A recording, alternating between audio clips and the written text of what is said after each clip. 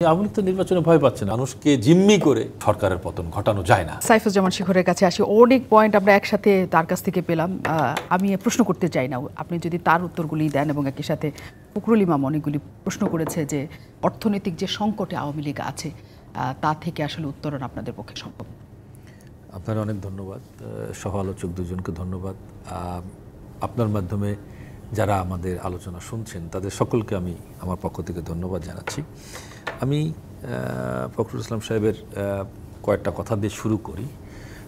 উনি যেটা বলতে চেয়েছেন যে রাজনীতি ঠিক আছে, বাট ইকোনমিক্যাল প্রবলেমটা এই সরকার সামাল দিতে পারবে কিনা, ওনার যেটা কথা।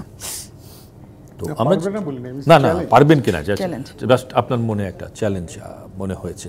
তো আমি যেটা বিশ্বাস করি যে মাননীয় প্রধানমন্ত্রী জননেত্রী শেখ হাসিনা সরকার অনেক চ্যালেঞ্জই মোকাবেলা করে সফল হয়েছে, তার উপরে আমরা আস্থা রাখতে পারি এবং জনগণেরও আস্থা আছে। সে ক্রাইসিস ম্যানেজমেন্টে আমার মনে হয় যে পৃথিবীর ভিতর প্রথম দিকের একজন মানুষ। কারণ আমরা যেভাবে সে করোনার সময় ম্যানেজমেন্টটা করেছি, পৃথিবীর আর কোনো দেশ কিন্তু পারে নাই। শেখ হাসিনা যেভাবে যখন যেটা করা দরকার তখন তিনি সেটা করেছেন। যে উনি যেটা বলার চেষ্টা করেছেন যে আওয়ামী লীগ নির্বাচনে ভয় পাচ্ছে, না, আওয়ামী লীগ তো নির্বাচনে ভয় পাচ্ছে না। প্রত্যেকটি নির্বাচন তো সঠিক সময়ে হচ্ছে। আওয়ামী লীগ নির্বাচনে যাচ্ছে, সকল দলকে নির্বাচনে আসার জন্য অনুরোধ করছে।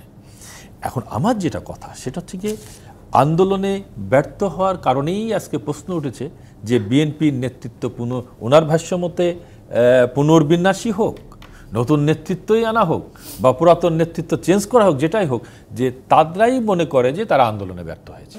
নগদে 500 টাকা বা তার বেশি পেমেন্টে পেতে পারেন ঢাকায় জমিসহ 20 কোটি টাকার পুরস্কার।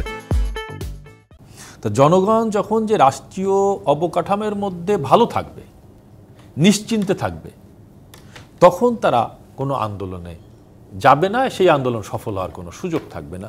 1 লাখ লোক বিএনপির মতো লোকে সংগঠনের একটা জায়গায় করা খুব বেশি কঠিন না, কিছু আসে না। আমাদের প্রশ্ন যেটা সেটা হচ্ছে গিয়ে জনগণ যেদিন এই আন্দোলনে সম্পৃক্ত হবে সেদিন আমাদের জন্য ভয়ের ব্যাপার। তো আমি যেটা মনে করি যে জনগণ যতদিন খেয়ে পড়ে চলে নিশ্চিন্তে ঘুমাতে পারবে, ততদিন কোনো আন্দোলনেই বিএনপি সফল হতে পারবে না। এখন আমার কথা যেটা সেটা হচ্ছে গিয়ে বিএনপি সরকার পরিবর্তন চায়, এই সরকার ব্যর্থ সরকার। তাহলে পরিবর্তনের রাস্তাটা কি? পরিবর্তনের রাস্তা তো নির্বাচন। তা আপনি যখন নির্বাচনে আসবেন না, তখন আপনার পরিবর্তনটা হবে কি করে?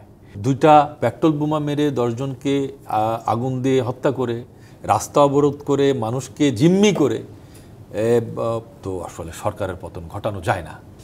ক্ষমতাতে অর্থাৎ গণ অভ্যুত্থান যেটা করতে হয় সেটা তো তারা জানে।